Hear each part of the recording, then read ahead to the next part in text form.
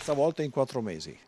Questa qua abbiamo salvato quello che era con le paratie, però da questa parte con le bocche di lupo ci hanno dato un grande problema. È un continuo déjà vu, possiamo utilizzare questo termine. Speriamo che sia l'ultimo. Io direi che ne abbiamo avuto quest'anno di esperienze negative. È diventata anche una questione di tenuta psicologica Castelfranco, città per la terza volta finita sott'acqua dopo le esondazioni di maggio e fine giugno, e ancora una volta l'Avenale è cresciuto esponenzialmente nel giro di pochissimo tempo. Franco Gariboldi Muschetti è il farmacista del centro, sindaco negli anni 90. L'esondazione di ieri è stata meno violenta, meno lunga, però comunque la strada si è allagata come precedentemente, per cui non si capisce da dove si possa intervenire per poter ovviare a questo problema. Sacchi di sabbia e paratie nel salotto buono della città sembrano aver contenuto i danni, non certo l'esasperazione. Via Social c'è chi vorrebbe scendere in piazza. Non è andata meglio nelle frazioni, così a Sant'Andrea oltre Musò. Fine del mondo. Mi mancava la barca, andare a Venezia, una.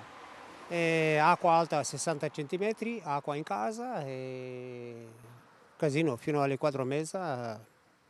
Sempre stato in giro di pulire. C'è poi il signor Giampietro che prima ci accompagna nel suo garage finito sott'acqua in via Picà, poi vicino alla Brentella, attualmente sotto accusa. Tutto è iniziato da qui. Da qui.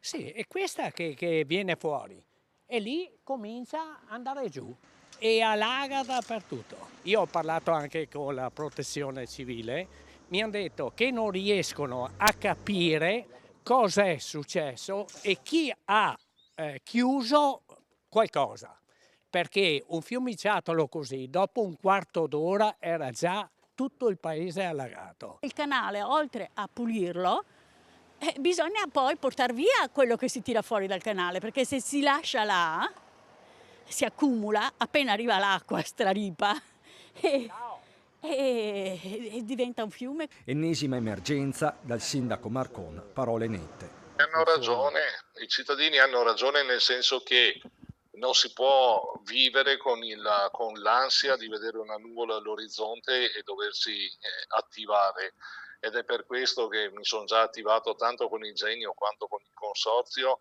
ad accelerare quelle procedure che abbiamo messo in pista da dopo l'alluvione del 25 giugno, in modo tale che alcuni interventi strutturali vengano messi in atto velocemente. Sicuramente le bombe d'acqua che ho fatto ieri sera, anche forse il doppio dei scarichi dell'acqua, forse non riescono a contenere l'acqua, perché l'acqua è stata tanta in poco tempo. Certo che in 2 o 3 mesi è la terza volta che è quello il problema.